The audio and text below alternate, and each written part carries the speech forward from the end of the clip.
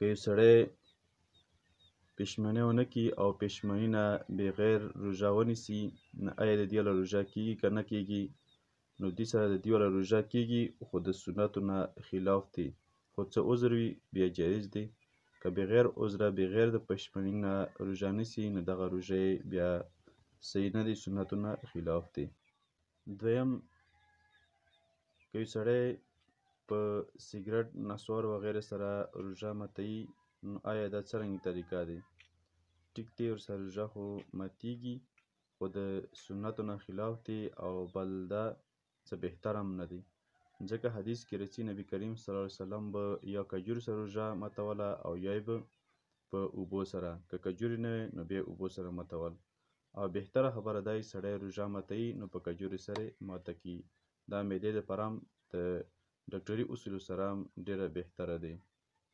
بل دا که یو سړی ته روژه ماته یو غیر مسلم سړي ورکړ، نو آیا دغه روژه ماتی دې سره صحیح کېږي که نه صحیح کېږي؟ دې خوړل جایز دي او که نه دي جایز؟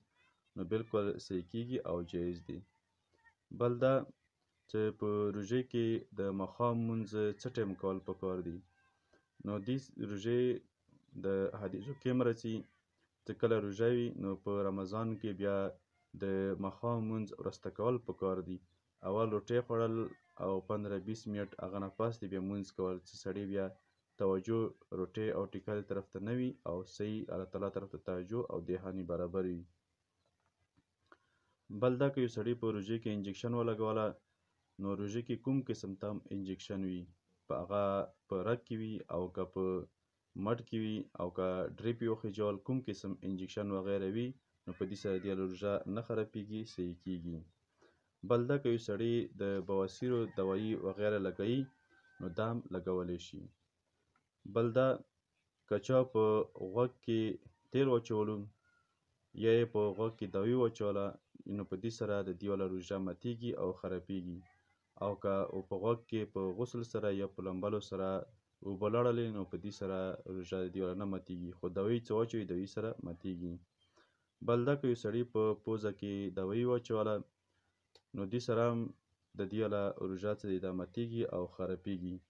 او بل دا که یو سړی غسل کول، نو د غسل کې کوم غرغرې دي او استنشاق یعنې پوزې ته او سونګو ته کومې اوبه اچول دي، نو په دې سره هم د دې والا بیا روژه خرابېږي. دې کې به ډېره مبالغه نه کوي.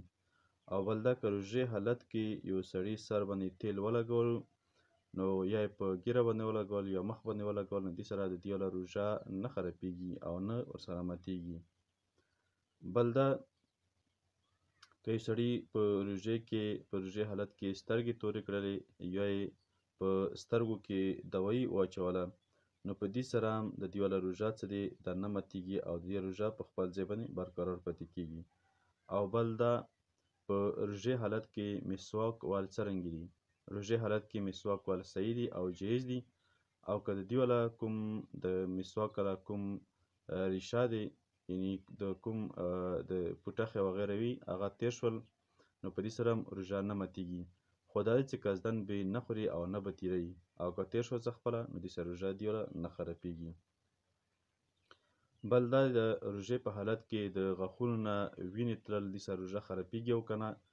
نو که څه به که چېرته دغه دې غاښونو نه کومې وینې ایسېسي دا د توکو نه زیاتې وي او په حال کې تېرې شوې، نو بیا ورسره روژه څه دی دا خرابېږي، روژې ماتېږي.